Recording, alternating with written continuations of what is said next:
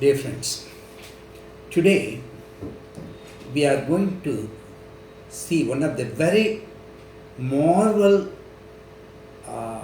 aspect of quantum mechanics. All of you know the nature of classical mechanics and quantum mechanics differs. By the invent of this quantum mechanics alone, lot of the what were considered as something which is mystic or which could not be resolved were resolved during the last century. In the earlier part of the later part of the 19th century and the earlier years of 20th century, scientists were confronted with a large number of experimentally available parameters, but which could not be explained basically on the basis of the then existing theoretical equation. Mathematics was considered to be mathematics, science was considered to be pure science. The link between these mathematics and physical sciences started evolving during that particular time. And with the open-minded aspects, people started developing lot of applied mathematics during that time. Operator sequences started emerging, and with these aspects as peripheral quantities, we were in a position to break the atomic structure. We were in a position to know much about this electron, proton, neutron, etc., etc. And this scientific technological advancement led to number of researches as well as application-oriented researches. Today, we are going to consider one such very genius assumption and the follow-up and how they built that particular thing. When you start studying about this matter waves, the dual nature, radiation, particle, classical mechanics deals mainly about particle dynamics. This quantum mechanics combines the wave aspect of matter waves.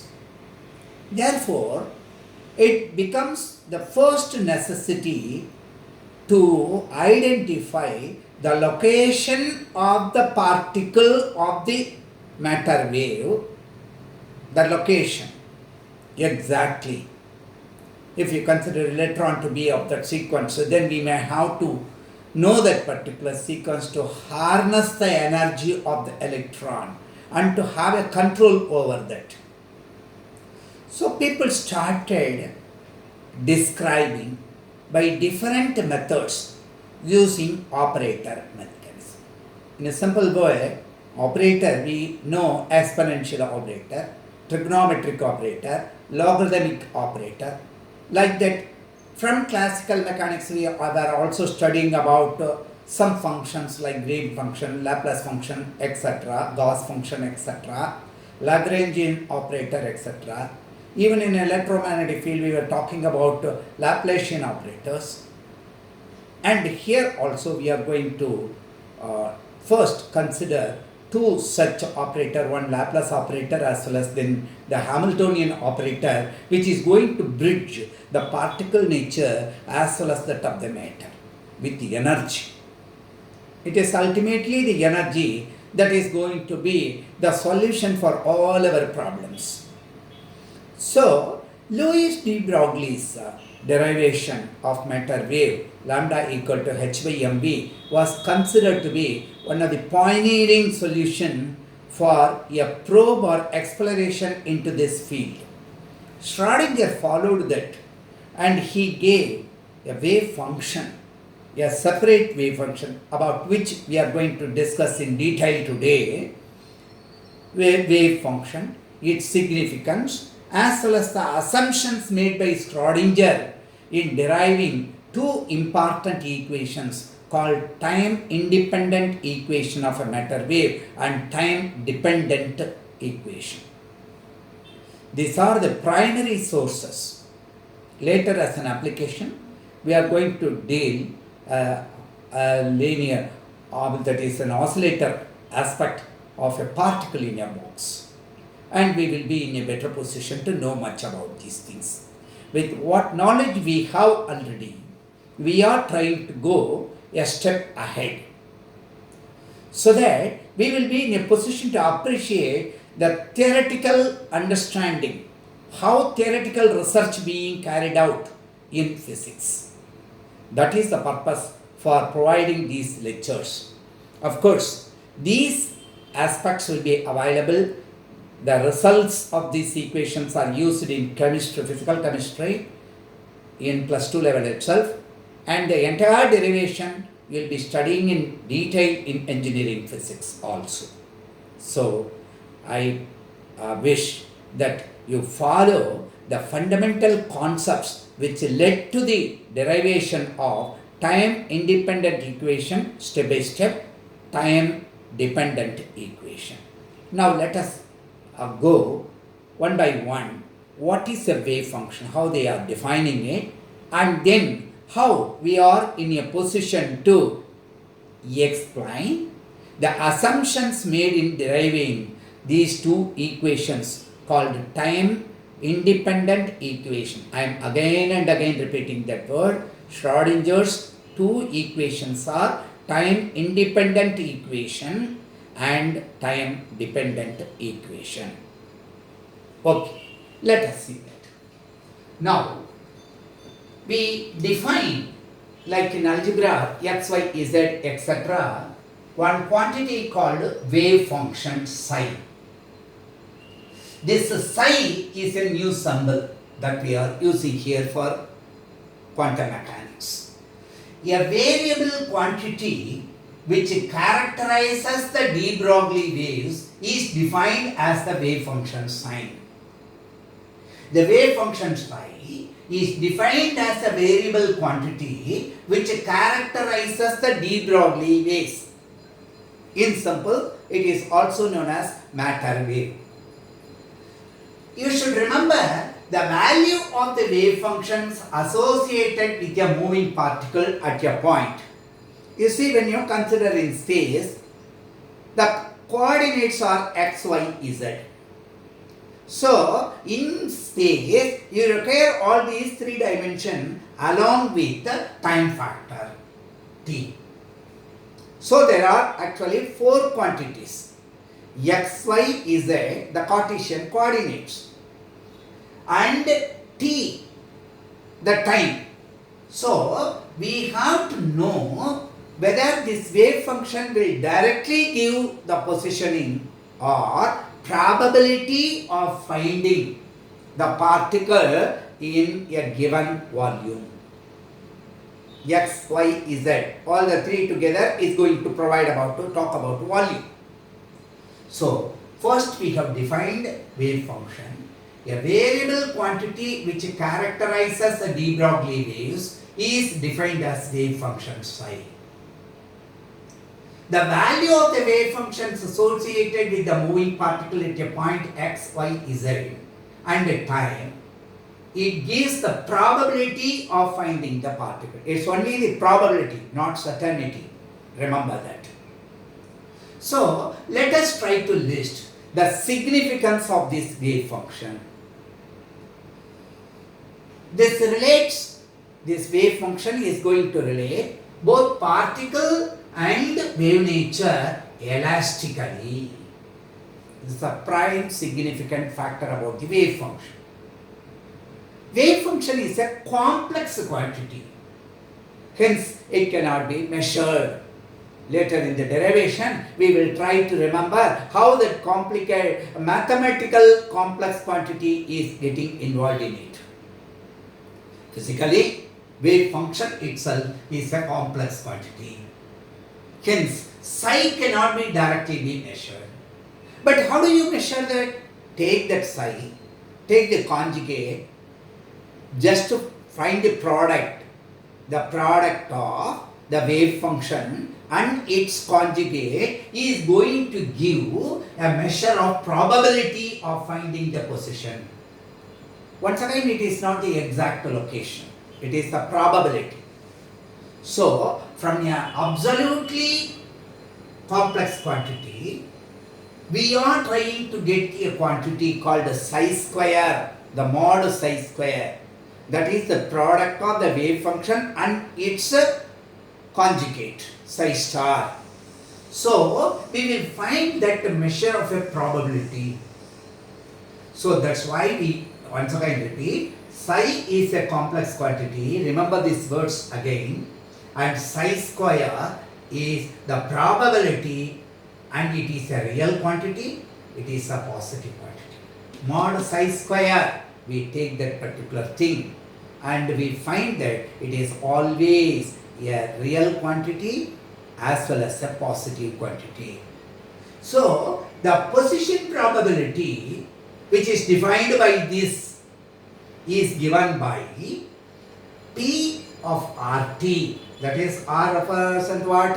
X, Y, Z components, and T time, that is nothing but the product of psi of RT and psi star of RT. This is a complex conjugate.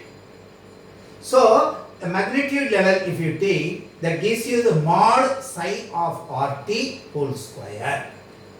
This equation, try to remember, this is the probability of function.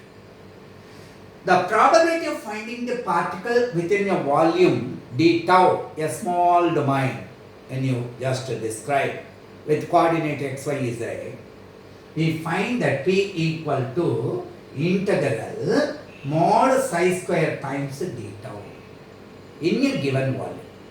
When you say that that is a very infinitely small volume d tau, we find on integrating for the end within a given volume, you will be in a position. Later we are going on to say between minus infinity to plus infinity, we are going to integrate. The probability of finding the particle within a volume d tau is P equal to integral psi square d tau, where d tau is nothing but dx into dy into dz. Volume, length, breadth, height, all the three quantities. If the particle is definitely be present, this thing we will be in a position to appreciate much better when we deal that problem called particle in a box. The first quantum mechanical problem which was solved with these assumptions. If a particle is definitely be present, then the probability is integral minus infinity to plus infinity, that is the entire aspect. Definitely within that infinite range, you will find the particle. That is mod psi square delta should be equal to 1. So, try to remember this general aspect. Probability generally is defined by this term. For a particular thing, if a particle is definitely present, then we take between minus infinity to plus infinity of mod psi square delta d tau equal to 1. This term we call it as tau for volume representation. Now we say all these things we incorporate and say psi has no physical meaning. If we generally say x, what is the meaning? It's just x. You want to associate with that. Whereas the probability density has a definite physical meaning. So, two extreme things are here.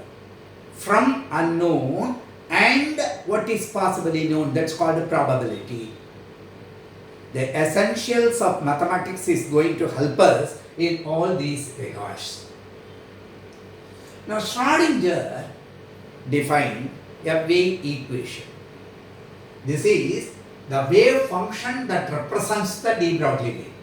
This is the mathematical equation derived by Schrödinger to represent the matter wave. We should be in a position to know when a matter wave is there. It's very simple how we are going to utilize this de Broglie wavelength equation and how we are trying to differentiate this quantity psi, psi star, etc., and trying to incorporate all these values. This is a very, very important phenomena. So, we shall try to understand the significance of Schrodinger's equation first before we actually derive the time independent equation and time dependent equation. The mathematical equation describing dual nature of matter wave is Schrodinger's wave equation. What is the de Broglie's wavelength formula? Lambda equal to h by m. So, this Schrodinger wave equation becomes the basic quantum mechanical equation. As we say, F equal to ma. As we say, the derivations of laws of motion, etc. We have a number of equations. For quantum mechanical aspects, what is the basic equation? Schrodinger equation. So, when you want to know the energy level transitions in atomic and micro level, both micro as well as macro, we are going to utilize this, the particle structure.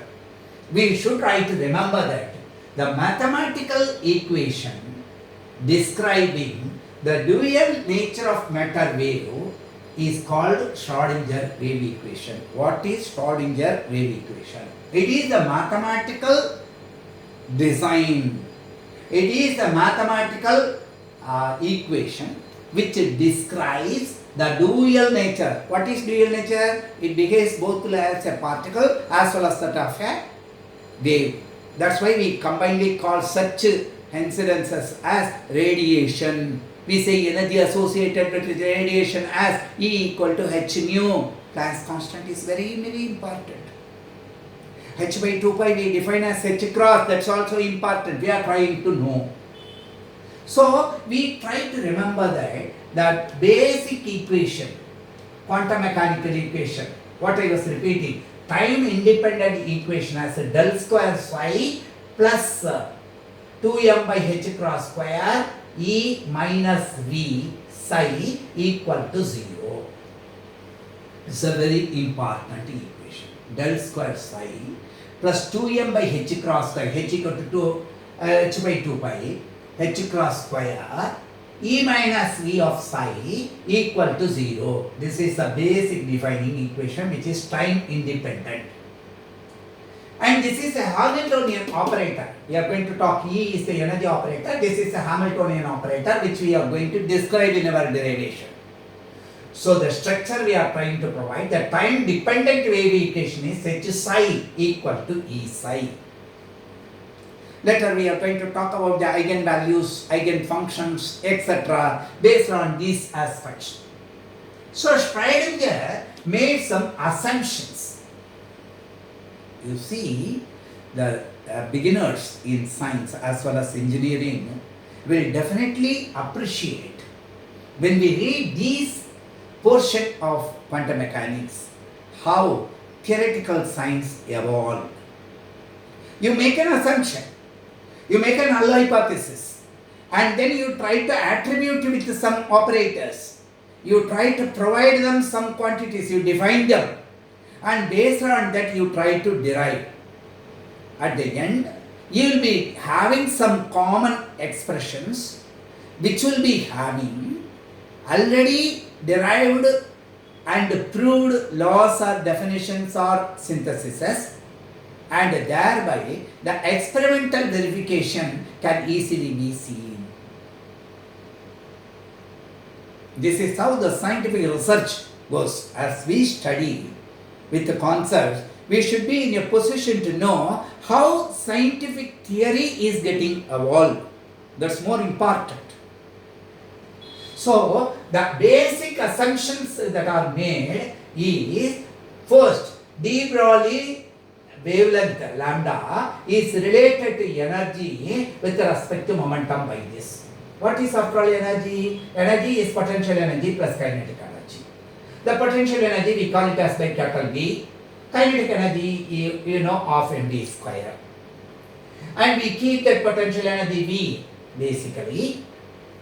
and the total energy form we are trying to take. As I have told you, all these things are aiming at finding the energy and energy probability density, everything. So energy equal to V, the potential energy, plus P square by M, because mv equal to P, the momentum. So this equation becomes P square by 2m.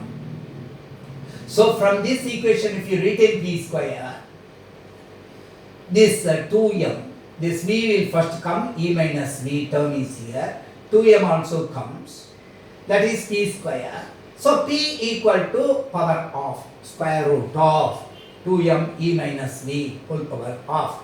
At plus 2 level itself, we have mastered this equation. Therefore, from this, when you say lambda equal to h by P, this P can be taken, substituted here. Therefore, lambda equal to h by 2m into E minus V power of. This we are going to make use of in deriving time independent equation.